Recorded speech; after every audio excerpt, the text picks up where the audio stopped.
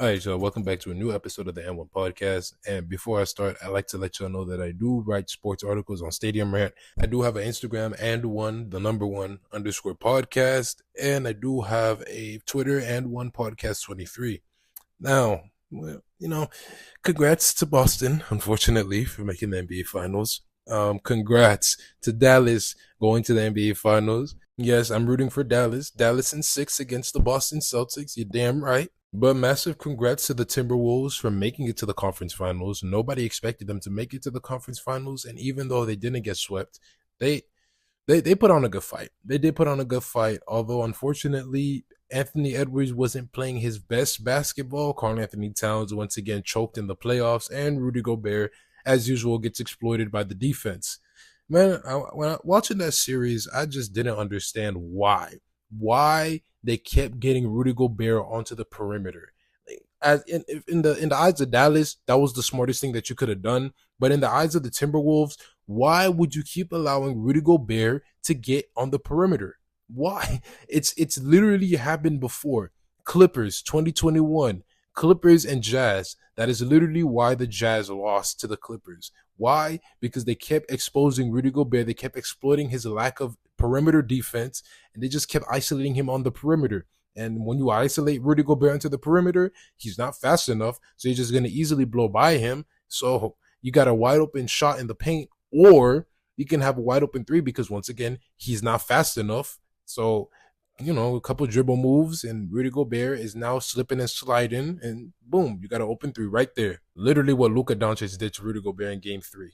Was it? Yeah, game 3. That game winning step back on Rudy Gobert. That is exactly what Luka Doncic did. A couple dribble moves, step back, 3 on Rudy Gobert. Why did you have Gobert on the perimeter? I don't understand. I will never understand that. But I do want to say this. Does Rudy Gobert actually deserve all the slack that he's getting? 4-time Defensive Player of the Year. I mean, the thing is, man, yes, he's a great defender. Yes, he is a 4-time Defensive Player of the Year. But the thing is with Rudy Gobert, man, like, he wins DPOY, but then when the playoffs come, even though the playoffs are completely different from the regular season, and these are regular season awards, his defense just goes down. Why? Because nobody is gonna risk going into the paint because they know he's a great interior defender. But when you know that he's a bad perimeter defender, why not? Why not exploit him? Why not exploit his bad perimeter defense? Why not exploit his bad footwork on defense? And again, this is not a knock to Rudy Gobert saying that he doesn't deserve DPOY, even though me personally, I think that it should have gone to Victor Wembanyama, leading the league in blocks as a rookie. And honestly, the only reason why Gobert won DPOY is because he was the anchor to the best defense in the league, which is not a bad reason why he won DPOY. But when you get exposed in the playoffs, right, it just diminishes your award, you know? So like winning MVP and then you have a bad playoff series and you lose in that playoff series, people are gonna be like, "This your MVP?" I mean, a lot of people are doing that to Jokic now because he wins MVP and then he loses in the second round. It's a regular season award. So even though, yeah, you may play bad, even though Jokic didn't play bad in the playoffs, even though you may play bad in the playoffs, these are regular season awards. So does Rudy Gobert really deserve all the hate that he gets? No, not necessarily. Does he deserve criticism? Yes. But the hate? No, that's not necessary. But you know who does deserve hate? Stephen A. Smith for what he said to Monica McNutt. And yeah, everybody has been talking about it. Yes, yes. I remember watching the game. I saw the shoulder check. And I'll be honest, I will be honest. I was acting like the casual fan, saying, "Oh, if they keep doing that to her, they're gonna be flying the Spirit again. They're gonna be flying commercial. There ain't gonna be no more charter flights. Oh no, y'all going back to Spirit Airlines." I was saying that. I'm not gonna lie to y'all, but honestly, it is not a basketball play, but it is the WNBA. It is the pros, and the pros are way more physical than college. But the thing is, her teammates are not there for her. That's the only issue. Now, roughing her up, that's just part of it. It is, they're going to talk trash to you. They're going to rough you up, especially when you're coming into the league. And yeah, we do say that the WNBA players are jealous. And I'm guilty of saying that. I'm guilty of saying, "Oh, they don't know what they're doing. Oh, they're playing with fire and all that stuff." And I still somewhat believe that. But at the end of the day, when you're coming out of college, whether you are a highly scouted draft pick or you're not, you're going to have your welcome to the league moment. Everybody gets that. I mean, Victor Wembanyama got dunked on by John Morant. Wasn't fully got dunked on, but he sort of got dunked on. Wemby was literally the main defender on Joel Embiid when Joel Embiid scored 70 points. I mean, come on now. You're going to have your moments where you get welcomed into the league. Whether you are a highly scouted prospect or not, you're going to have your moments. Now, I do think that the Indiana Fever they need an enforcer. They need somebody like a Charles Oakley, not a Draymond Green. We don't need a Draymond Green. We don't need a constant offender. No. You need like a Charles Oakley, a Dennis Rodman, somebody like that, like a tough person. James Johnson. James Johnson is the perfect example of today's NBA, where like if your teammate is in some trouble, he's gonna get up and he's gonna get in your face. And knowing James Johnson's credentials, you don't want to mess with him. Now, I do believe that the WNBA is in a great position, that they are getting so much more attention, and that's great. Their attendance is going up. That Indiana Fever versus Chicago Sky game, 17,000 people. And I believe during that game, they said something like they've already sold out more games than they did in the previous season. Something like that, right? And that's great. That is amazing. But this morning, I saw on Twitter that several members of the Chicago Sky, they complained that they were being harassed by a guy in a hotel with a camera. They're putting cameras in their faces. And the comments are just, oh my God, saying, oh, they wanted attention and now they're upset about having the attention. Oh, that's what y'all wanted, right? And bro, this is harassment, right? And even if you don't think this is harassment, why would you want a random camera in your face? Like you chilling, right? You're going into a hotel, right? You minding your own business, and then boom, camera in your face for no apparent reason. I don't know if these people were saying anything, if this guy was saying anything. It didn't specify that, but we just know that there was a camera or cameras in their faces, and that's not right. And yes, what Chennedy Carter did to Caitlin Clark was not a basketball play, but when you think about it, that's just the pros. The pros are way more physical. And Caitlin Clark was talking some smack. She was talking some smack before that even happened. So, I mean, when you think about it, yeah, she's a great player. But when you got a rookie talking smack to you when you've been in the league for like 3+ years or something like that, I mean, you're gonna take some offense to that, because who the hell are you to be talking? You haven't even been here for an entire season and you talking smack to me? Again, this is not condoning what she did, because what Chennedy Carter did was terrible. Not a basketball play. That was not necessary. But again, pros, physical. Now, what Stephen A. Smith said on Monday to Monica McNutt, that was a bad look. That was a terrible look. And if y'all don't know what he said, basically, they were talking about how WNBA players are quote unquote jealous of Caitlin Clark. And Monica McNutt's point was, you have this history of WNBA players, and now you got somebody coming in and she's getting all the attention, this and that, right? And then you got Stephen A. Smith just like I don't know. It's like he didn't want to listen to what she was saying, right? And then that's when Monica McNutt says something about welcome to the world of being a woman. And then Stephen A. Smith jumps in and says, what about being a black man? Like, Stephen A. Smith loves throwing the race card. That's one thing I don't like about him. I don't like how he always pulls the race card, especially somebody coming from Stephen A. Smith when he, on his podcast, which I will get to, said it himself that he is an executive producer of First Take. He's an executive producer of First Take. He said it himself, right? And you talk about, what about being a black man? I understand that there's oppression, and I'm not going to get into the politics because I already said this in my last episode. Politics and sports do not mix well. But the fact that Stephen A. Smith brings that up when Monica McNutt is trying to bring up her point about how women don't get like the attention that they deserve, or how women are always looked down upon and stuff, whether it's in sports or anything else, that just brushed me off the wrong way. It really did. And then Stephen A. Smith wants to talk about how First Take is always bringing up the let me tell you something right now, okay? Monica, let me tell you something right now, okay?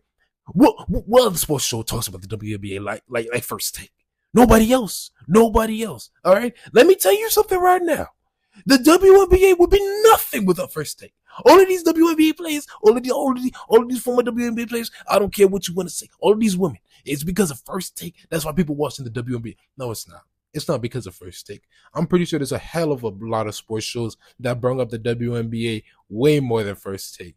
And then Monica McNutt claps back with one of the greatest comebacks I have ever heard in my life. Stephen A. Smith, respectfully, with your platform, you could have been talking about the WNBA 3 years ago. And that is very true. That is very, very true. This man, Stephen A. Smith, is making millions of dollars a year. Millions of dollars a year. Okay? So, yes, she is right. With his platform, 3 to 5 years ago, he could have been uplifting the WNBA. He definitely could have.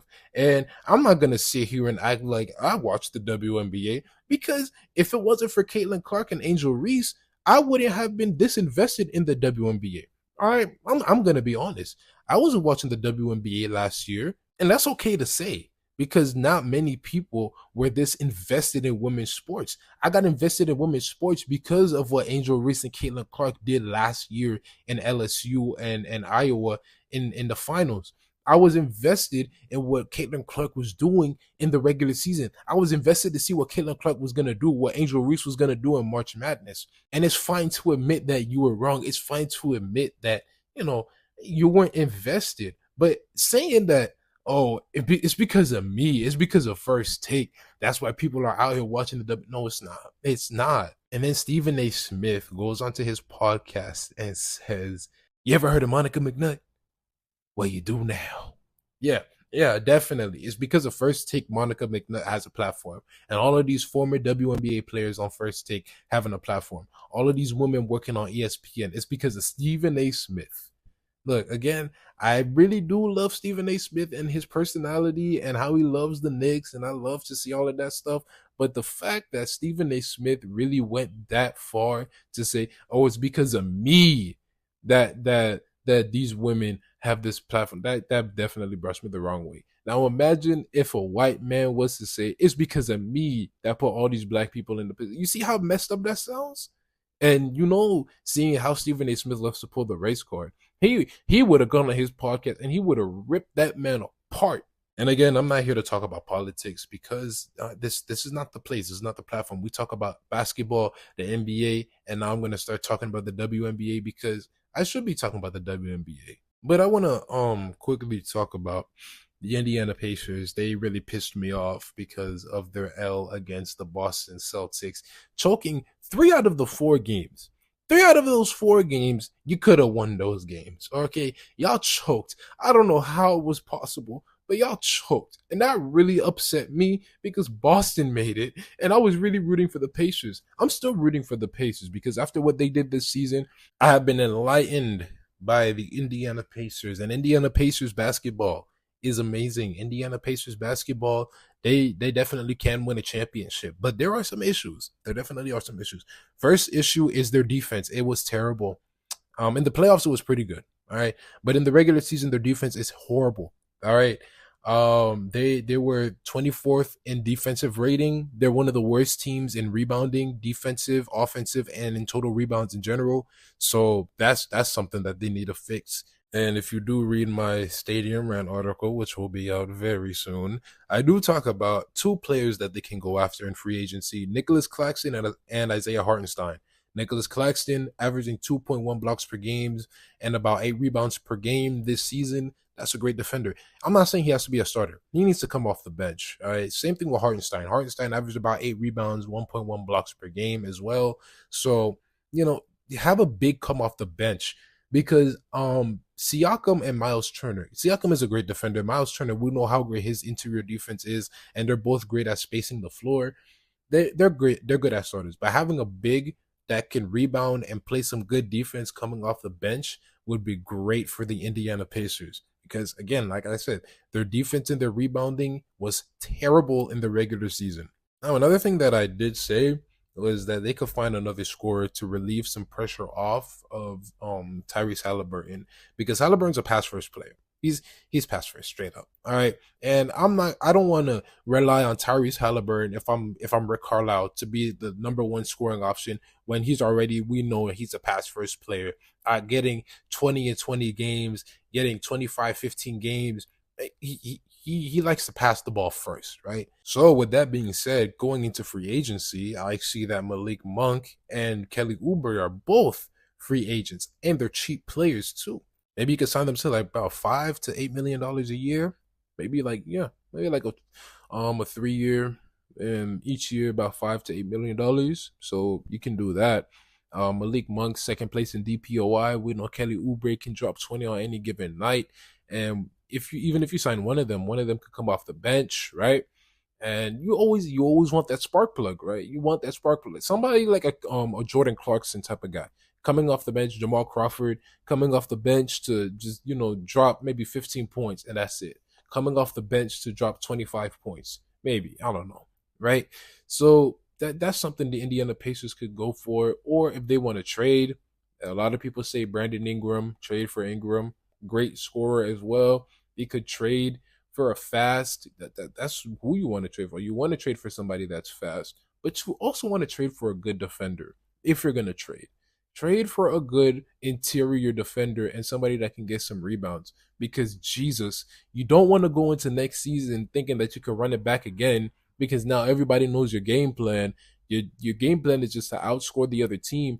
And even though you don't play the best defense, just because that you are one of the fastest teams in the league and you're one of the highest scoring teams in the league, the game plan was just outscore the other team. This season, the Indiana Pacers were the best shooting team. They shot 50.7% from the field as a team. They had the most assists with 30.8 assists per game. They had the most points per game with 23.3. So yeah, they were a great offensive team. They had the second best offensive rating in the league. They're the second fastest team in the league as well. So their offense is good, but their defense is so bad that, yeah, once you meet that good defensive team, what are you going to do? If they slow you down, that's it. That's game over. You just figure out the game plan. You slow them down, they can't get no rebounds. They're not the best at defense. So once you figure that out, then boom, it's a done deal. So that's why I say get somebody like Nicholas Claxton or Isaiah Hartenstein to come off the bench so they could be great defenders for the second unit. Not to mention that both of those guys are pretty young. They're in their mid-20s, 25 and 26 respectfully. So that's even better. That's the first thing that they got to fix. And again, you can get another scorer so you can put some pressure off of Tyrese Halliburton. So there's that as well. I said Malik Monk. I said Kelly Oubre as well. And we have the rumors of Paul George signing with the Pacers. And although that would be beautiful, that would be really, really nice, I don't really see it happening. I don't see it happening. And if it does happen, man, Indiana Pacers for the championship next season. But I will say the Pacers have the potential to win a championship in the upcoming next seasons. And I wanna go back really quickly. Back to the NBA Finals. All right, game 1 is tonight as of this recording. So we gotta talk more about the NBA Finals, man. This is what this is about. Luka, Kyrie, they are the best duo in the league in these playoffs. They are looking like they're going to be a huge threat for years to come if they stay together. The Dallas Mavericks literally went last year not making the playoffs to this year going to the NBA Finals as the 5th seed. And they have the potential to be the first 5th seed to win the NBA championship. And the second lowest seed. The lowest seed to win the championship was the 6th seed, which were the Houston Rockets back in 1995. 94 or 95, one of those years. But this is also Jason Tatum's, in my opinion. This is Tatum's last chance to be in the saving grace of the media. If Tatum does not win a championship this season, the media is going to completely demolish Jason Tatum. And I've been very critical of Jason Tatum. I am very aware of that. I do believe Jason Tatum is a great player. At his best, he is a top 5 player in the league, in my opinion. But if Tatum does not play good this series, he's not getting any more excuses. He's not getting any more saving, especially the fact that these playoffs have been pretty easy for the Boston Celtics. First round, no Jimmy Butler from the Miami Heat. Second round, no Jared Allen, no Karis LeVert. Donovan Mitchell misses half the series. Third round, Eastern Conference Finals. You sweep the Pacers. This is definitely their chance to win a championship. But mind you, they did this without Porzingis, by the way. And speaking of Porzingis, he is projected to play in game one. We'll see if he's going to be on minute restrictions or not.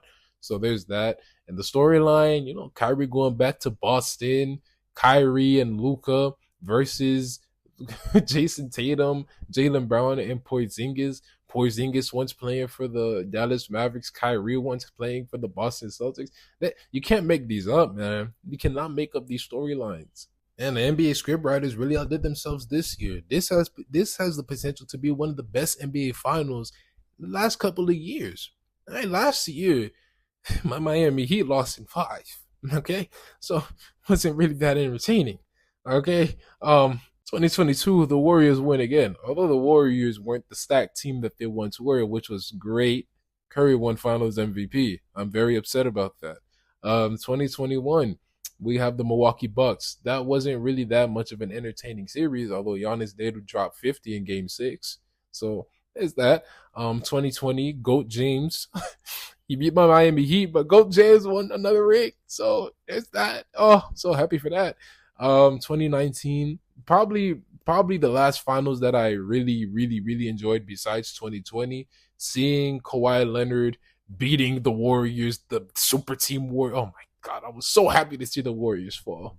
I'm pretty sure a lot of people were happy to see that.